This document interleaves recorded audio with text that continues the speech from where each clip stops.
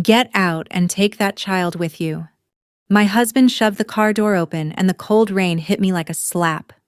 I stepped out with our 3-week-old son in my arms, and before I could even pull the blanket over his tiny face, Ryan's taillights vanished into the dark. Then a black BMW stopped beside me. A man stepped out, looked at me once, and his whole face changed. His voice broke. "I've been looking for you for 20 years. The first thing I remember from that night was the sound. Not Ryan's voice, not the slam of the door, not even the rain. It was the thin, frightened sound my son made against my chest, that small, breathless cry newborns make when cold air touches their skin too fast. For a second, everything in me stopped. My body was shaking so hard I could barely feel my fingers, but I wrapped both arms tighter around him and turned my back to the wind. The road was almost empty. We lived outside Harrisburg in one of those Pennsylvania suburbs where houses sit back from the road behind wet lawns and maple trees, where every driveway has 2 cars, and every family looks respectable until you hear what happens after dark. It was late November, nearly midnight, and the rain had the kind of icy bite that made it feel closer to sleet. My shoes sank into the muddy shoulder. My hospital sweatshirt was already soaked through. Ryan had left my phone in the car. He knew that. He had seen me reach for it just before he shoved the door open. He had looked right at me and driven away anyway. I stood there trying to think through the panic. My mother had been dead for most of my life. I had no father, no siblings, no aunt whose number I could still recite by heart. Foster care had a way of teaching you how temporary every address was. The few friends I had were 30 minutes away, and I had no phone, no wallet, no diaper bag, nothing but the baby, the blanket, and the taste of blood where I'd bitten the inside of my cheek trying not to cry in front of Ryan. Then headlights slowed behind me. At first I stepped farther off the road. A woman alone at midnight with a newborn learns fear before she learns hope. But the car didn't roll past. It stopped. The driver's door opened. A tall man stepped out, maybe mid-40s, wearing a dark overcoat that was already catching rain. He moved quickly, but not recklessly. He kept enough distance so I wouldn't panic. "Ma'am," he called over the weather, "are you hurt?" I didn't answer. My whole body had narrowed to one instinct: protect the baby. He came closer, then stopped again. The beam from the headlights caught my face, and I saw something in his expression change. Not pity, not curiosity. Shock. His eyes dropped to the silver chain at my neck. The blanket had slipped, and with it the small oval pendant that had belonged to my mother. For a second he looked like a man who had seen a ghost. "That necklace," he said quietly. "Where did you get it?" My throat felt raw. It was my mother's. He took one slow breath, and when he looked at me again, there was something almost unsteady in his face. "What was her name?" I should not have answered. Every practical instinct told me that. But there are moments when exhaustion lowers every wall you built to survive. "Lena Carter." He closed his eyes. Rain ran down the side of his face. When he spoke again, his voice had changed. "My God." He took another step, then stopped himself. "I've been looking for you for 20 years. For a second, I honestly thought I might faint. I tightened my grip on my son and backed away.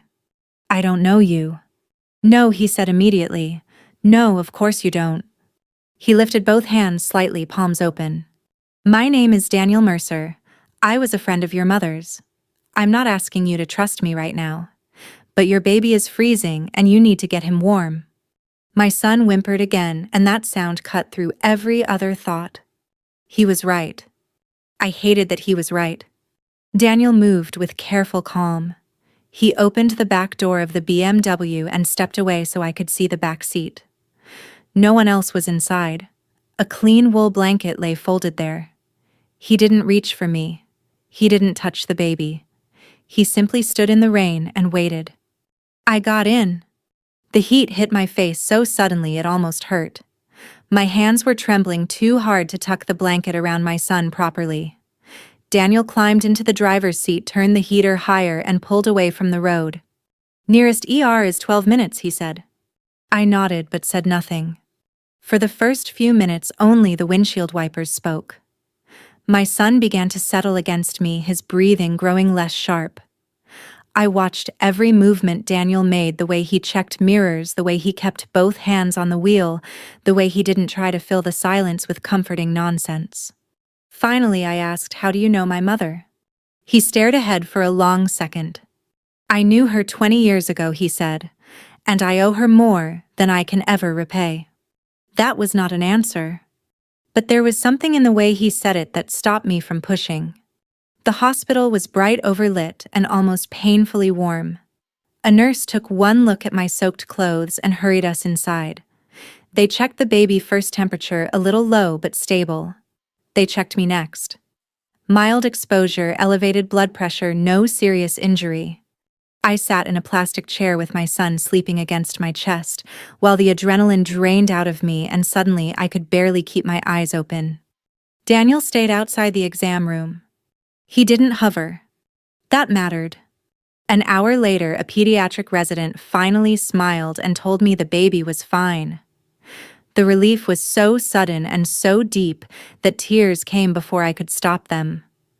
I turned my face away. When I stepped into the hallway, Daniel was standing by the vending machines. He held a paper cup of coffee in one hand and looked like he had aged 10 years since the roadside. "Emily," he said. I froze. I had not told him my name. He saw it in my face. "Your bracelet," he said quietly, nodding toward the hospital band on my wrist. I looked down and felt foolish. He set the coffee aside. "There's something you need to know," he said. My stomach tightened.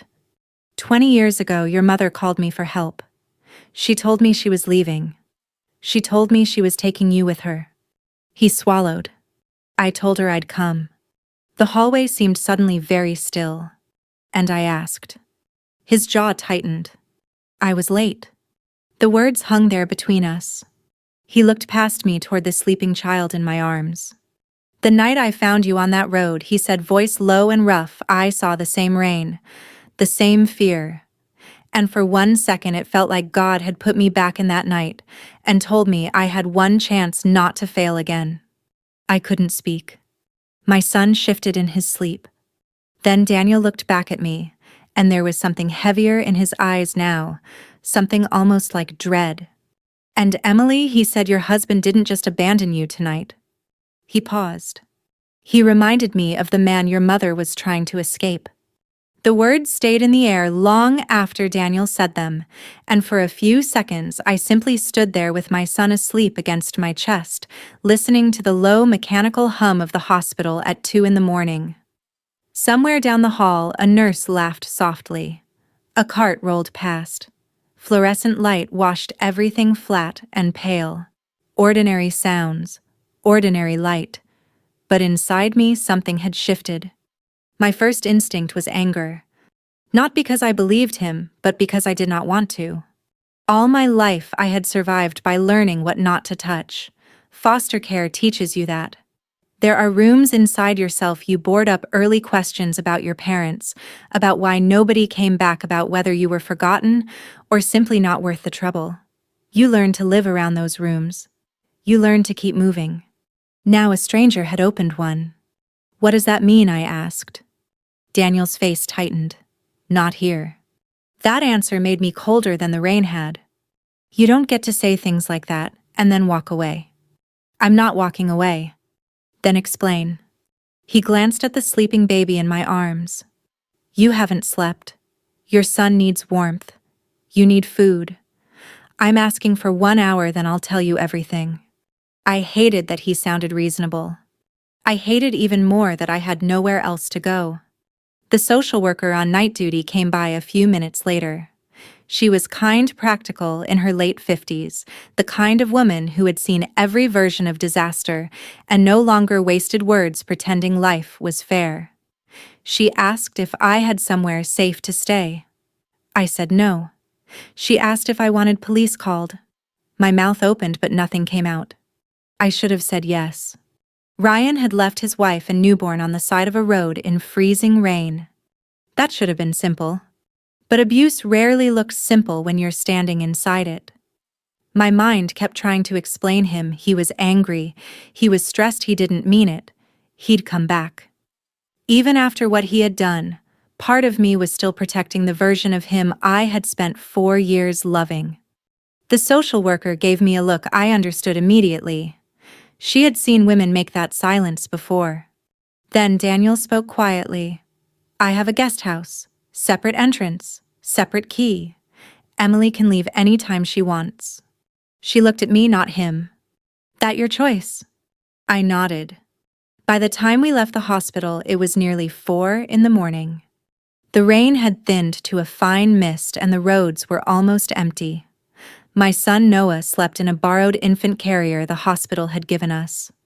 The BMW smelled faintly of leather and winter air. I watched the passing streetlights and tried not to think. Daniel lived outside town past a stretch of dark county road lined with bare trees and old stone walls. The house itself surprised me. Not flashy. Not one of those oversized modern places built to impress neighbors. It was older brick, wide front porch, warm light in 2 downstairs windows. A place that looked lived in. He led me not into the main house but to a small guest cottage behind it. 1-bedroom bathroom, heat's already on, he said. There's formula bottled water, clean towels. My housekeeper comes in twice a week but nobody will come in unless you ask. He set a small envelope on the kitchen counter. There's cash, just in case. I stared at it. I'm not taking your money. That isn't charity. Then what is it? His face was tired. A man trying to make sure a woman and her child don't stand in the rain again. He left before I could answer. I locked the door behind him. Then I stood there for almost a minute listening. Nothing. No footsteps at the window. No shadow under the door. No sound except Noah breathing. For the first time since Ryan had stopped the car, I let myself cry. Not loudly. Just enough for the body to release what it could no longer carry. I fed Noah, changed him, wrapped him in a blanket, and finally sat in the armchair by the window until dawn turned the sky pale gray. At 7:30 my phone rang. For one panicked second I thought it was Ryan. It was the hospital. They had found my phone in the emergency intake bag. I must have dropped it there. Daniel had gone back at 6 and picked it up. I stared at the screen after the call ended. There were 14 missed calls. All from Ryan. Then a text. Where the hell are you? Another. Don't do anything stupid. And then, 10 minutes later. You made me lose my temper. We'll talk when you calm down. I read that one 3 times. The room seemed suddenly very still. There it was. Not apology. Not fear for his son. Not where are you? Are you safe? Is Noah okay? Just the quiet rearranging of blame. I felt something inside me sharpen. At 10, Daniel knocked once and waited outside. He had brought coffee, oatmeal, diapers, and a paper grocery bag from the pharmacy. You didn't have to do that, I said. Yes, he said, I did. He stayed near the doorway. You asked me to explain. I nodded. He sat across from me, elbows on his knees, and for a long moment looked at his hands before speaking. Your mother's name was Lena Carter. I met her when we were both 24. She worked part-time at a legal aid office in Harrisburg. I was a junior associate at a law firm, young enough to think I could fix the world if I just worked hard enough. There was no self-pity in his voice. Only memory. She was funny, he said quietly. Sharp. Braver than she knew. He told me she had married young. Too young. The man had charm in public and temper in private. By the time Daniel understood how bad it was, she was already trying to leave. One night she called me. She said she had enough money for a bus ticket. She said she had you. She asked if I could meet her. His throat moved. I said yes. He stopped there. I already knew the next part. But you were late. He nodded. When I got there, police were outside. Lena was dead. I felt all the air leave my chest. How? His eyes lifted to mine. They ruled it an accident. Was it? No. The word landed hard. Then why wasn't he charged? Because there wasn't enough evidence. Because he had money. Because he had a lawyer who knew how to bury facts. Because 20 years ago, women lost cases like that every day. My hands tightened around Noah's blanket. And me. He looked like that question had haunted him for 2 decades. You were gone. He told me that child services had taken me into emergency placement. Then there had been paperwork errors, county transfers, sealed files, foster homes. Every time he got close, the trail vanished. I hired investigators. I kept looking, for years. Why? He met my eyes. Because I promised her. Silence stretched between us. Then I asked the question that had been forming since dawn. What did you mean about Ryan? Daniel leaned back slowly. I had someone look into him this morning. I stared. You what? You were thrown out of a car with a newborn in freezing weather. I needed to know whether he was a danger. That was fair. It still unsettled me. What did you find? His face hardened in a way I had not seen before. He has debt. More than he told you. Credit cards, personal loans, gambling losses. I felt heat rise to my face. No, Ryan doesn't gamble. He does. I shook my head automatically. Then stopped. Because suddenly I remembered. Late nights, hidden screens, quick flashes of irritation when I walked into the room. Daniel's next words came carefully. And Emily, he asked questions. What kind of questions? About your mother. My whole body went cold. How would he even know? He requested public records 6 months ago. My voice came out barely above a whisper. Why? Daniel did not answer immediately. When he finally spoke, it was very quiet. Because he may have believed there was money tied to your family. I stared at him. Noah stirred in his sleep. And for the first time since that night on the road, a worse thought entered my mind. Maybe Ryan hadn't just stopped loving me.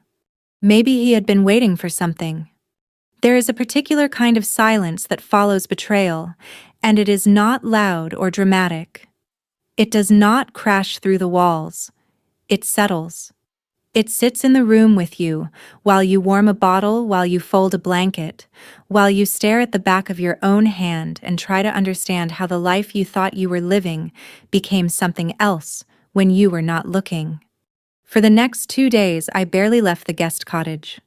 Noah slept in short, uncertain stretches the way newborns do, and my body still felt like it belonged to someone else. I was healing from childbirth, sleeping in fragments, waking every hour to check whether he was breathing. In the middle of that ordinary exhaustion, my marriage had cracked open so suddenly that even simple tasks felt unreal. Ryan kept calling, sometimes angry, sometimes apologetic, sometimes frightened. His messages moved through familiar stages, first blame, then charm, then wounded outrage. You embarrassed me. I was under pressure. I didn't mean for it to go that far. Please answer. Don't let other people get in your head.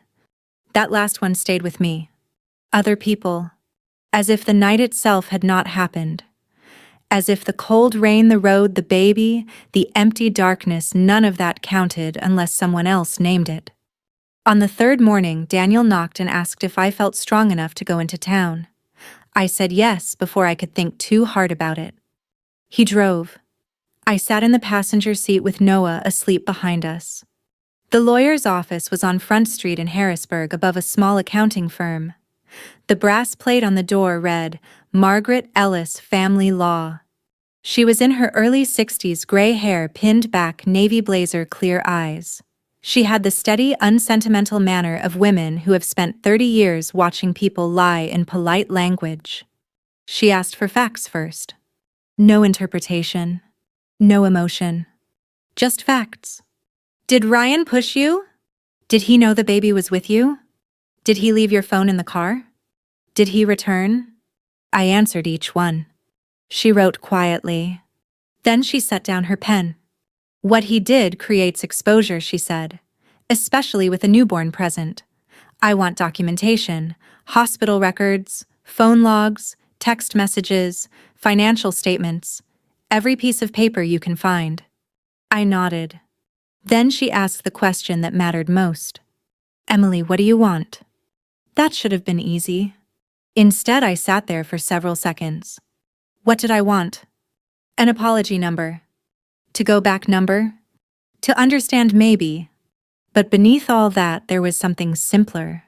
I want him to stop making me feel like I'm the one who did something wrong. Margaret held my gaze for a moment.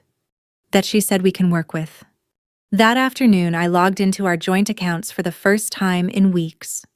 At first, nothing looked strange. Grocery charges, mortgage payment, utilities, gas. Then I kept scrolling. There were withdrawals I didn't recognize. Small ones at first, $200, $300, $400. Then larger transfers, cash advances, online payment processors I had never seen. I stared at the numbers until they blurred. Ryan had always handled the money. That had started innocently. He liked spreadsheets. He was better with numbers. He said it made things easier while I was pregnant. Now I understood what easier had meant. By evening, Margaret called. I need you not to panic, she said. That was not what you wanted to hear from a lawyer. What happened? We ran a preliminary review. Her voice remained calm. He has significant unsecured debt, roughly $48,000. My mouth went dry. No. Yes. How is that possible? Credit cards, personal loans, cash withdrawals online, betting platforms. I sat down hard. $48,000. That was more money than I had ever had in my life. And suddenly the last year rearranged itself in my mind. The late nights. The tension every time bills arrived. The strange mood swings. The way he had started treating every small expense like an accusation. I had thought it was stress. It had been fear. And then Margaret said something else. There's another issue. I closed my eyes. Tell me. 6 months ago, Ryan requested archived county property records connected to Lena Carter. The room felt smaller. My mother. Yes. Why? That she said quietly is what we need to find out. That night, I sat across from Daniel at the kitchen table in the guest cottage while Noah slept in a bassinet beside us. He had brought takeout from a small diner turkey sandwich soup coffee. Normal things. Human things. I had barely touched mine. Did my mother own something, I asked? Daniel folded his hands. Not exactly. Then what? He exhaled slowly. When Lena died, there was a civil claim pending. What kind of claim? A wrongful death action connected to her husband's business. I stared at him. You said the case was buried. The criminal case was. The civil matter never fully disappeared. He paused. There was a property interest, a small parcel outside Dauphin County. Not worth much then. It sat untouched for years. And now, there's development moving west. Logistics warehouses, distribution centers. Land values changed. My mind went immediately to Ryan. He worked in logistics. He would know. He would know exactly. How much, I asked. Daniel hesitated. I don't know exactly, but enough for someone desperate to care. I looked down at my hands. All at once I remembered little things I had ignored. Ryan asking whether I had ever looked into my family history. Ryan offering to help me request sealed records just in case. Ryan asking if my mother had left jewelry paperwork deeds. At the time it had sounded like curiosity. Now it sounded like inventory. The realization did not break me all at once. It entered quietly, then spread. The worst part was not that he had lied. It was that he had seen the most fragile part of me, the little abandoned child who had grown up wondering why nobody came back, and he had reached into that wound because he thought there might be something buried there worth taking. I stood up so suddenly my chair scraped the floor. I need air. Outside, the November night had turned clear and hard. The rain was gone. The cold had sharpened.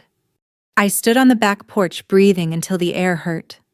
Daniel came out a minute later but kept his distance. Emily. I didn't turn around. Did he ever love me? It was the question I had not meant to say aloud. Daniel took his time before answering. Yes, he said. That surprised me enough to make me look at him. You think so?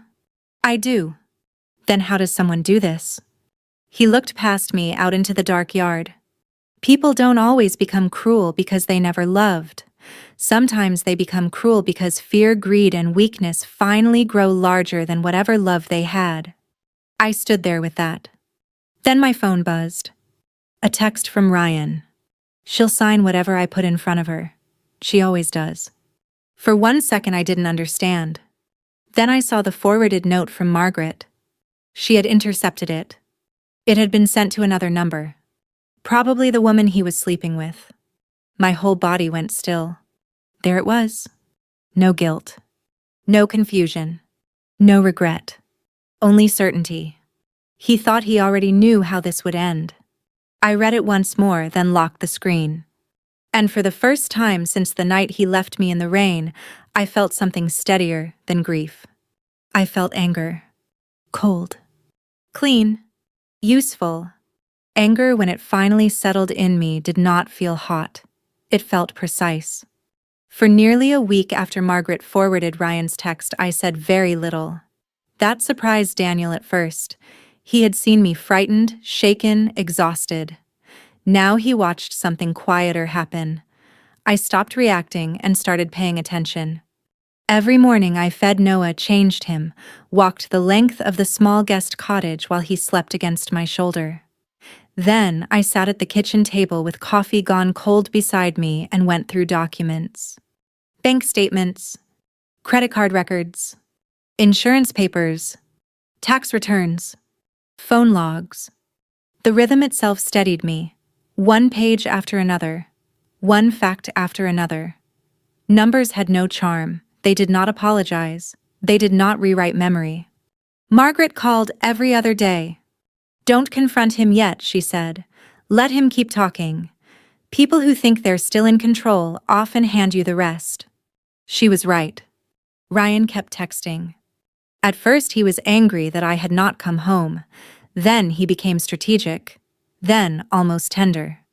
We need to think about Noah. I know you're emotional right now. You don't have to make this ugly. That word stayed with me. Ugly.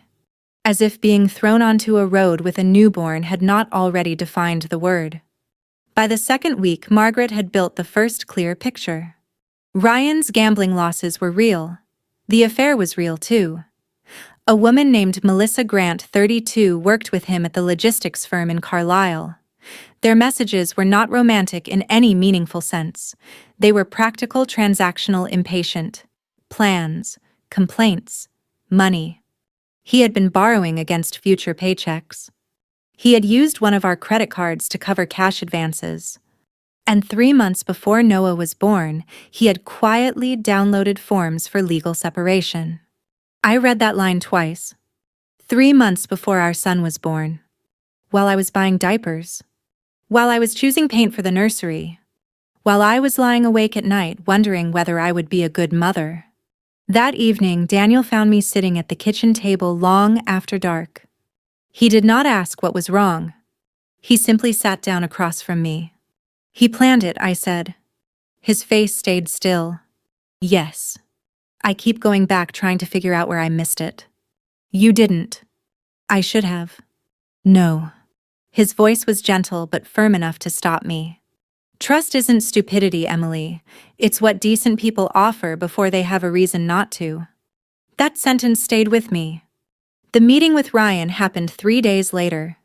Margaret wanted it. Not because she thought reconciliation was possible, but because she wanted to hear how he would frame the story when he still believed I was vulnerable. He chose a coffee shop just outside Mechanicsburg. Neutral ground. Public enough to look civilized. I arrived 10 minutes early with Noah asleep in his carrier. Margaret sat 2 tables away reading a newspaper. Ryan did not know she was there. He walked in wearing the gray wool coat I had bought him 2 Christmases earlier. For a second I saw the man I had loved. Then I saw the hesitation in his eyes when he noticed I was calmer than he expected. He sat down. You look tired. That was his opening. Not are you okay? Not how's Noah? You left your wife and newborn in freezing rain, I said quietly. That's where we start. He exhaled sharply and rubbed his jaw. I knew you'd make it dramatic. There it was again. Reality reframed as emotion. I lost my temper, he said. I didn't think. No, I said. You didn't. He looked down for a moment, then leaned forward. Emily, listen to me. We were both under pressure. We've both been miserable for months. Then why didn't you leave before? He blinked. That landed. Because he said carefully I was trying to hold things together. For who? His eyes hardened slightly. You want honesty? Yes. You haven't been yourself since the pregnancy. Everything became about the baby. Every conversation was stress. Bills. Sleep. Fear. I felt like I was drowning. That would have hurt me once. Now I simply heard a man explaining why his own suffering mattered more than the people who depended on him. And Melissa, I asked. He froze. A very small thing. But enough. What are you talking about? I held his gaze. You tell me. His shoulders shifted. There it was. Calculation. He was reworking the map. Okay, he said at last. I made mistakes. How long? Does that matter now? Yes. He looked past me. About 6 months. Noah stirred in the carrier. I felt my chest tighten, but my voice stayed level. And the separation papers. His eyes snapped back to mine. For the first time, genuine alarm. How do you know about that? I almost smiled. That was the moment he understood something had changed. You thought I'd sign whatever you put in front of me, I said. He went very still. I never said that. Yes, I said, you did. He opened his mouth. Then closed it. Silence spread between us. At the next table, Margaret folded her newspaper once slowly. Ryan saw her. His face changed. You brought a lawyer. I brought truth. He stood up too fast. Jesus Christ, Emily, what are you doing? No, I said. What did you do? His voice dropped. You want to ruin me. Number. I looked at him steadily. I want you to stop pretending I ruined myself. Margaret came over then, calm as winter. Mr. Carter, she said, from this point forward, all communication goes through counsel. He stared at her, then at me. And for the first time since the night of the rain, I saw fear. Not anger. Fear. He sat down again. What do you have? Margaret did not answer immediately. She opened a folder and laid out copies. Bank withdrawals.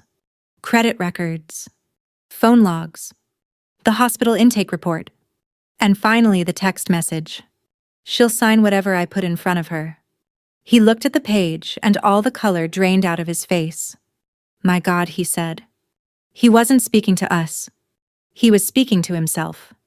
The version of himself who had assumed no one would ever gather the pieces. Then he looked up at me. Who did this? My voice was quiet. You did. Outside, the afternoon had turned gray again. He stared at me like I had become a stranger. Maybe I had. When I stood to leave, he said my name once. Not loudly. Just once. I turned. For a moment, he looked almost human again, tired, frightened, smaller than the man who had left me in the rain. Then he said the thing that ended it. You don't understand what this will cost me. I looked at him for a long second. Then I said, now you do. That night, back at the guest cottage, Daniel was waiting by the porch. He knew from my face that something had changed. How did it go? It's over, I said. He nodded. I thought that was the end of the evening. Then he reached into his coat pocket and handed me a small sealed envelope yellowed with age. My name was not on it. My mother's handwriting was. I found it 20 years ago, Daniel said quietly, and I never had the courage to open it. My fingers went cold. What is it? His eyes held mine. The last thing your mother left behind. The envelope felt lighter than it should have. For nearly a full minute, I could not open it.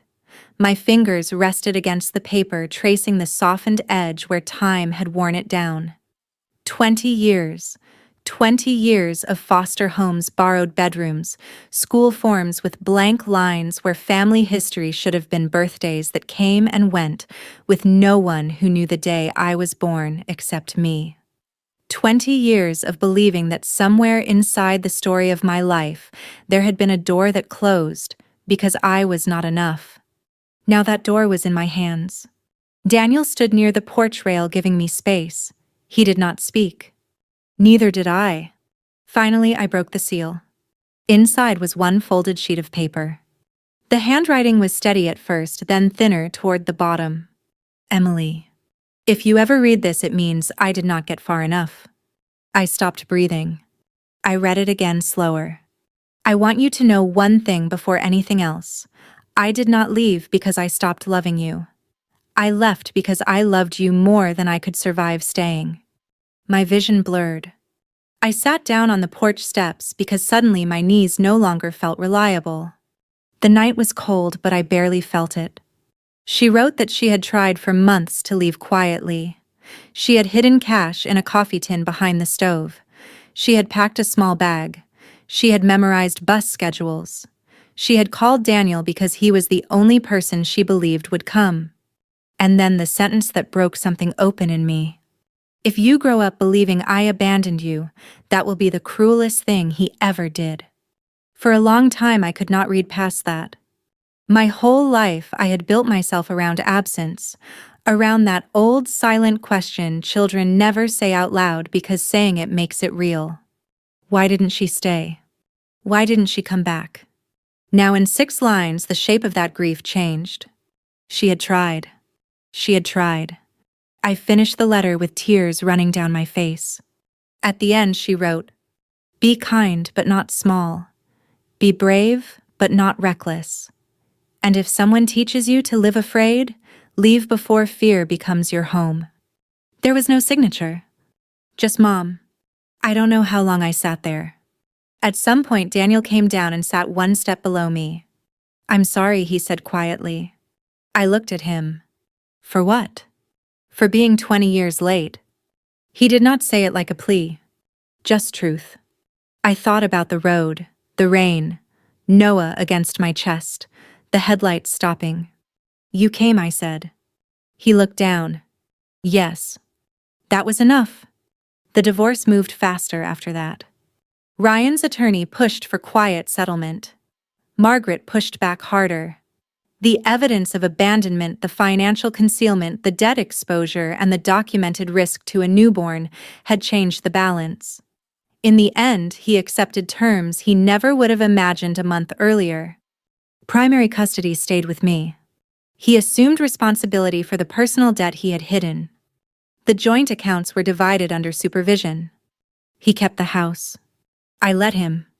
By then, I understood something I had not known before: walls do not make a home if fear lives inside them. I saw him one last time in family court. He looked older. Not broken, not destroyed, just older. That mattered to me. I had not wanted ruin. I had wanted truth. When we stepped into the hallway afterward, he stopped me. "Emily." I turned. For a second, neither of us said anything. Then he asked, "Do you hate me?" I thought about it honestly. "No," I said. He looked surprised. "Why not?" "Because hate keeps you tied to the person who hurt you. Because rage can save you in the fire, but it is a terrible thing to build a house with. Because Noah deserved a mother who could walk forward." "You don't get that much of me anymore," I said. He lowered his eyes.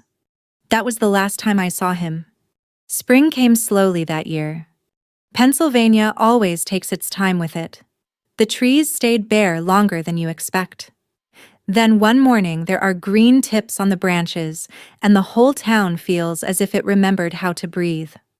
By April I had rented a small 2-bedroom duplex 10 minutes outside Harrisburg. Nothing fancy. A narrow porch. A tiny kitchen. A cracked mailbox. It was perfect. I found part-time work with a nonprofit legal aid office. Strange how life circles back. Mostly intake paperwork, scheduling, answering phones. Small work. Honest work. Work that paid enough to begin again. Daniel helped with practical things when I let him. A crib. A used washer.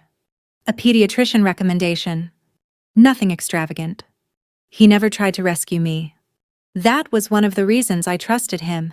One afternoon he came by with coffee and sat on the porch while Noah slept inside.